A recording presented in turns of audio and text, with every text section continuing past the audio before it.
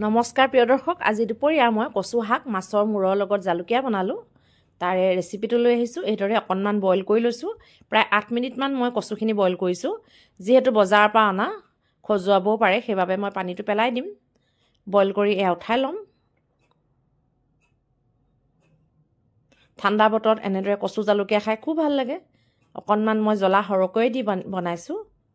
এয়া মই এতিয়া কাঢ়ি লৈছোঁ এখন কাঁহীত। এতিয়া এখন কেৰাহীত আকৌ তেল গৰম কৰি তাতে মাছৰ মূৰফাল ভালকৈ ভাজি লৈছোঁ।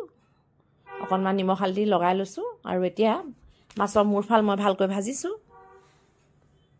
মাছৰ মূৰটো যিহেতু ডাঙৰ, সেইবাবে অকণমান ভালকৈ হেঁচি পেলাই ভাজি লৈছোঁ।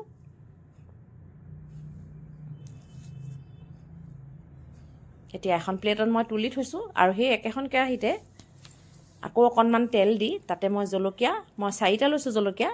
আপোনালোকে নিজৰ ইচ্ছামতে ল'ব। মই 4টা জলকীয়া দি দিছোঁ, কেঁচা জলকীয়া। আৰু তাতে মই এতিয়া নহৰু প্ৰায় 8-9 ফুটামান ডাঙৰ নহৰু খুন্দি লৈছোঁ। আদাও অকণমান দি দিছোঁ তাতে। আৰু এয়া বিলাহী, ডাঙৰ বিলাহী এটা দি দিছোঁ।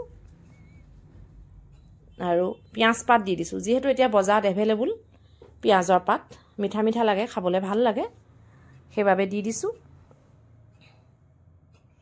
এতিয়া ইয়াতে মই জোখমতে নিমখ আৰু হালধি দি বইল কৰি থোৱা কচুখিনিও দি দিছোঁ। এইখিনি এতিয়া দি ভালদৰে লৰাই দিম।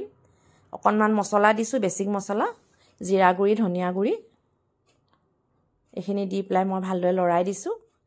মই ইয়াতে কাশ্মীৰ মিৰ্চ নিদিওঁ, যিহেতু মই কেঁচা জলকীয়া দিছোঁ, শুকান জলকীয়াও দিছোঁ। এতিয়া এইখিনিত অকণমান গৰম পানী দি দিছোঁ ভালদৰে সিজিবৰ বাবে। আৰু এয়া মই জালুকৰ গুড়ি দি দিছোঁ। জালুকৰ পৰিমাণ আপোনালোকে নিজৰ জোখমতে দিব। এয়া হৈয়ে গৈছে। এতিয়া মই ভাতৰ লগত কচু শাক পৰিৱেশন কৰিছোঁ। খাবলৈ খুব সোৱাদ লগা হৈছিল। খাব এনেদৰে ঠাণ্ডা বতৰ, খাবলৈ খুব জুতি লগা হৈছিল। আকৌ এটা নতুন ভিডিঅ'ত তেন্তে লগ পাম। আজিলৈ বাই বাই।